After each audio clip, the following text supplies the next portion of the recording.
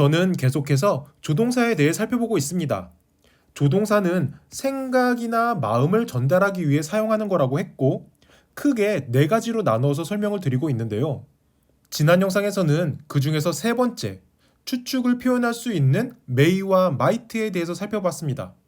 그런데 잘 보시면 그 옆에 must가 있죠.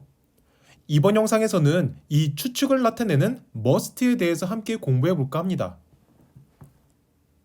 여러분은 must 하면 어떤 뜻이 생각나시나요? 아마 뭐뭐 해야 한다가 먼저 떠오르실 거예요. 학교 다닐 때 선생님들이 must는 have to 또는 should와 비슷하게 해야 한다는 의미다 뭐 이런 식으로 강조를 했던 기억이 있으실 거예요. 그런데 사실 must는 해야 한다가 아니라 해야만 한다입니다. 해야 한다랑 해야만 한다랑 똑같은 거 아닌가 하고 생각하실 수가 있는데 잘 생각해 보세요. 우리는 박물관에서 조용히 해야 해. 그리고 우리는 박물관에서 조용히 해야만 해. 여전히 똑같은 느낌이신가요? 뭐뭐 해야만 한다는 건 그렇게 안 하면 안 된다. 반드시 그렇게 해야 한다라고 하는 의미를 포함하고 있어서 매우 강한 의무감을 나타냅니다. 심지어 어떤 선생님들은 법이나 규칙처럼 강한 느낌일 때 must를 쓴다라고까지 설명을 하기도 하는데요. 꼭 그런 건 아니지만 그렇게 설명하는 선생님이 있을 정도로 must는 해야 한다라고 하는 의무감이 너무 강해서 일상적인 대화에서는 거의 들어볼 일이 없을 정도입니다. 물론 좋은 물건이 있으면 우리는 must have 아이템이라고 부르지만 그 물건을 갖고 있지 않는다고 해서 큰일 나는 건 아니죠. 그런데 그 물건을 반드시 가져야만 할 정도로 그 물건이 좋다라고 하는 걸 강조하기 위해서 우리는 그런 것들을 must have 아이템이라고 부르는 겁니다.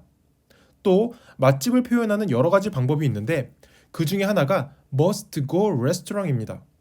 하지만 그 식당에 안 간다고 큰일 나는 건 아니죠.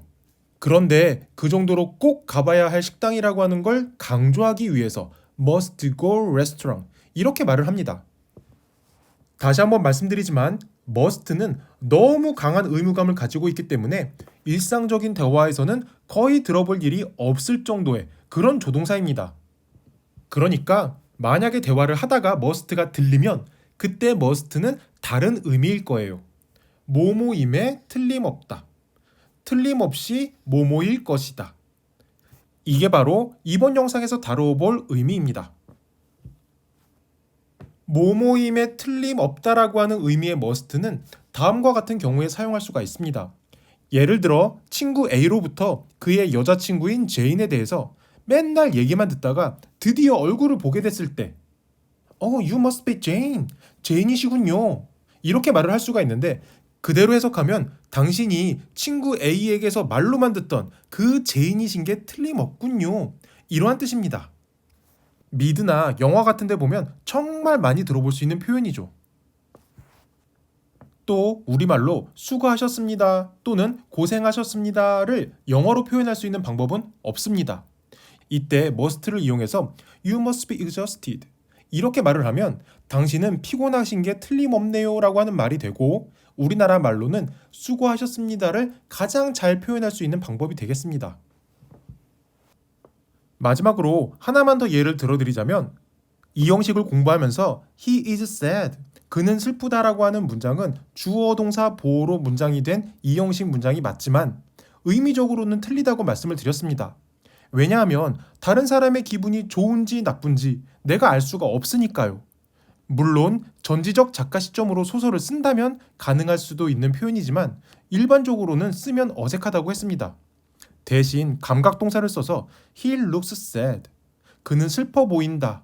이렇게 말을 해야지 조금 더 자연스럽다고 말씀을 드렸었죠. 그런데 이걸 He must be sad. 이렇게 표현할 수가 있습니다. 이때 뜻은 그는 슬픈 게 틀림없다. 확실하다라고 해서 상대방의 기분을 내가 매우 강하게 추측을 하는 겁니다. 물론 내가 틀릴 가능성이 있기는 있지만 거의 90% 정도 확신에 차서 이렇게 추측을 할 때 must를 사용해서 말을 할 수가 있습니다. 그런데 맨 앞에서 뭐라고 말씀을 드렸냐면 조동사는 생각이나 마음을 전달하기 위해 사용한다고 했는데 이 생각이나 마음에는 어느 정도 다 추측이 포함되어 있습니다. 그렇기 때문에 화면에 보이는 거의 모든 조동사들이 추측의 의미를 포함하고 있다고 생각하셔도 됩니다. 그럼 지금부터 우리가 그동안 함께 공부했던 조동사들이 어떤 추측을 얼마나 포함하고 있는지 살펴볼까요? 가장 먼저 했던 게 조동사 will이었었죠. 뜻은 우리가 너무 잘 알듯이 뭐뭐일 것이다, 뭐뭐 할 것이다 라고 해서 미래에 일어날 일을 추측하는 겁니다. I will be there. 나 거기에 갈 거야 라고 해서 말 그대로 미래에 내가 거기 가게 될 거라고 추측을 하는 거죠. 그런데 will 안에는 의지가 내포되어 있다고 했기 때문에 추측의 강도가 매우 강합니다. 아무래도 의지가 있으면 그 의지대로 미래에 어떤 일을 하게 될 확률이 높을 테니까요. 그리고 will의 과거 형태인 would는 조동사 영상마다 설명을 드렸듯이 모든 과거 형태에는 가정의 의미가 깔려 있다고 했습니다. 가정이라고 하는 건 반대로 생각하는 거였었죠. 반대의 상황을 생각하기 때문에 가정이라고 하는 건 낮은 가능성을 의미하고 또 낮은 가능성은 불확실함을 의미한다고 했습니다.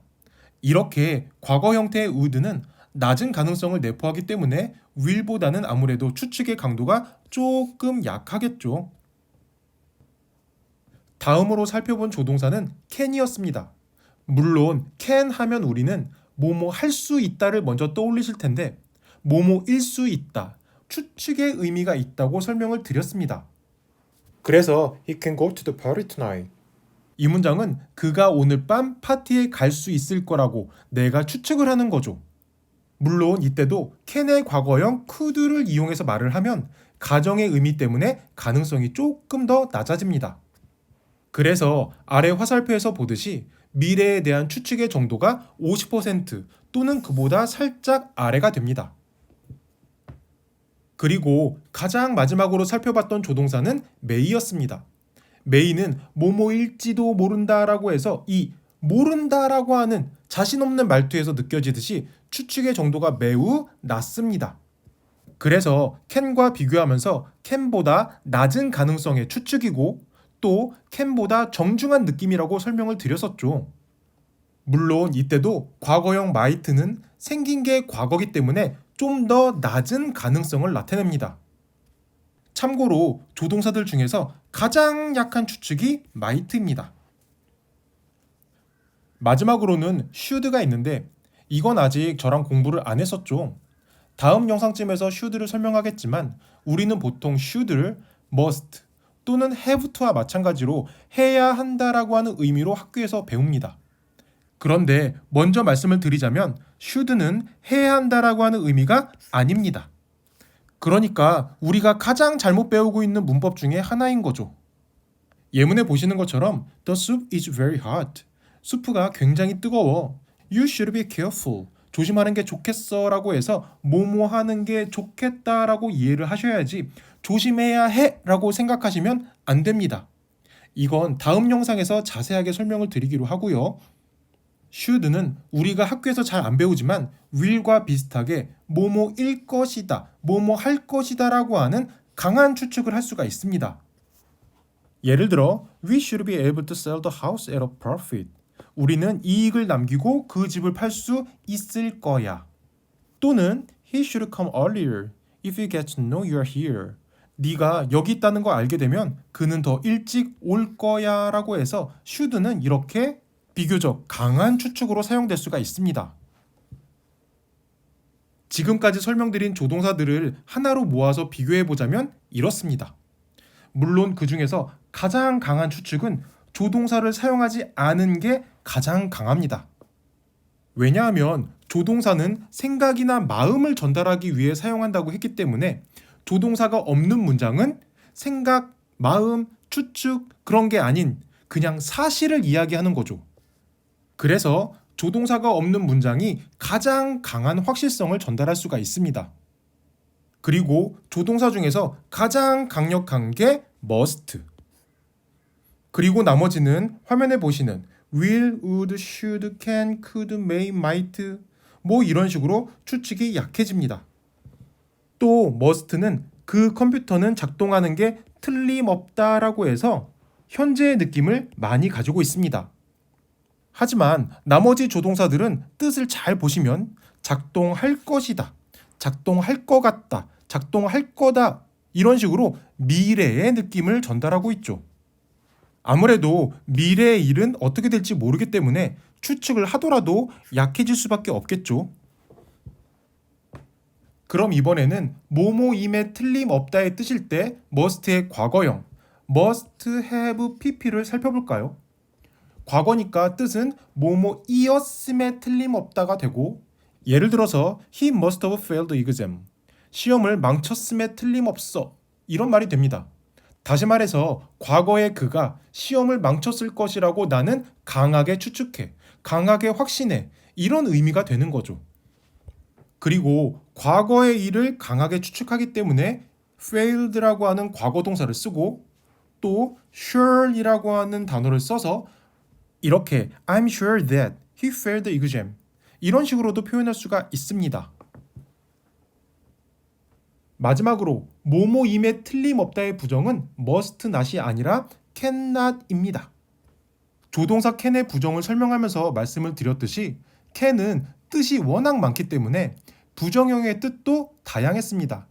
우리가 잘 아는 할 수 없다라고 하는 뜻도 있지만 이렇게 뭐뭐 일리 없다라고 하는 의미도 있고, 이때 cannot은 must의 반대말이 됩니다. 이건 의외로 모르시는 분들이 많더라고요. 그래서 화면에 보시는 것처럼 It must be true, 사실인 게 틀림없어 이 문장을 부정하면 It cannot be true, 그건 사실일 리 없어 이런 의미가 됩니다. 이때 cannot 대신에 can't 또는 couldn't를 써도 되고요. 그런데 여기서 couldn't를 쓰면 어떻게 될까요? 과거 형태니까 조금 가능성이 낮아진 상태로 부정을 하는 거겠죠? 다시 말해서 자기가 하는 추측의 확실함이 조금 낮아질 겁니다. 뭐뭐임에 틀림없다로 해석되는 강한 추측의 must를 정리해볼까요? 사실 앞에서 이미 한번 정리를 했었죠. 그래도 다시 한번 간략하게 말씀을 드리자면 조동사가 없는 문장이 가장 강력한 느낌이 됩니다. 생각을 전달하는 조동사가 없으니까 추측이 아니고 그냥 사실인 거죠. 그리고 조동사 중에서 must가 가장 강력한 추측이었고 나머지는 보시는 것처럼 순서가 이렇습니다.